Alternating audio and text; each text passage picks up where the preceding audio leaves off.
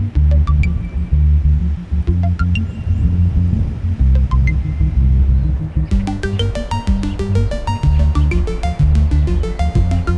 such an exciting time. And you know why it's so exciting? It's because we're actually changing Fable 3. We're moving more towards the action-adventure and we're diminishing a little bit the RPG. We still love RPGs, we still adore RPGs, but we also love the drama and the excitement that action-adventure games bring. We've got a completely new GUI system. I know this sounds boring, but those two-dimensional lists that role-playing games have, I hate. The GUI is new for Fable 3 in that it's going to be 3D and interactive in a very 3D environment. So you'll be able to walk through the GUI and treat it as if it's just another part of the Fable world. Here's a level that's had a little bit of polish put into it with nice buildings which pop up to show you that you can have a little look at them.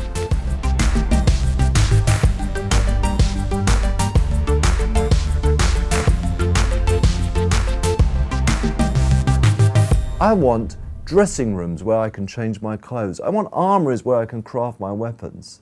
I want war rooms where I can strategize. You'll be able to walk into, for example, a clothing room. You'll see statues dressed up with all the clothing that you've collected, so you can see at a glance whether you think the trousers all look good on you, that kind of thing. And you can see here we've got some outfits that we've collected during our time in the game. You'll be able to scroll through your different outfits to see what you've collected. And then just in real time I can just have a quick run around, see if I like it. One of the things about Fable is the humour.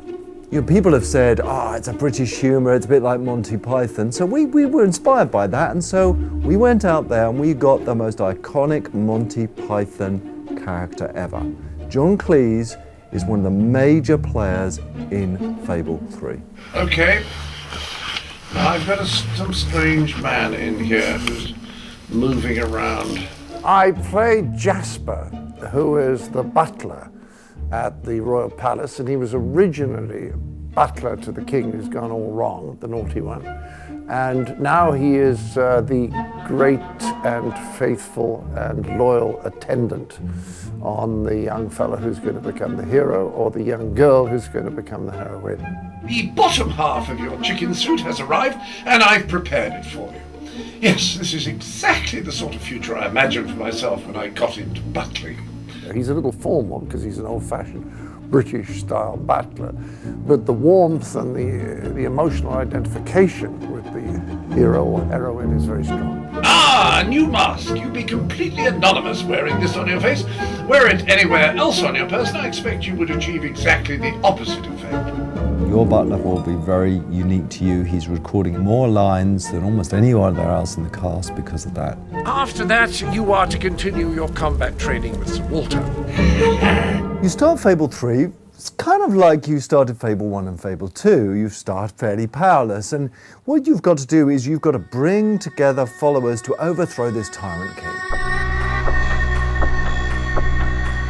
On your journey to overthrowing that king, you're going to make people promises. And I love the relevance to today, because what you'll find is the promises you make are going to have to be fulfilled. But just like presidents and prime ministers in today's world, it's so hard to keep those promises. The trouble with most leaders is that ultimately they just want to be in charge. And they may cover it up under the feeling that they want to do good or make these changes, but basically they just like being top dog. And then about halfway through the game, you become king or queen. You rule Albion. It's that feeling of power, of dominance. You know, we've all asked ourselves this question, well, if I was in control, I would change this. Well, now with Fable 3, you have that choice. As I play through Fable, sure enough, the experience is what the Fable fans will love, absolutely. But also, there's an element of uniqueness here, which I feel lots more people enjoy.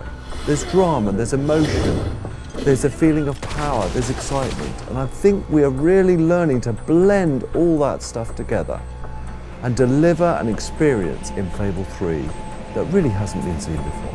And so you have gathered every last piece of the lady's pajamas. Gosh, that would make an excellent closing line for a novel, wouldn't it? A great cliffhanger.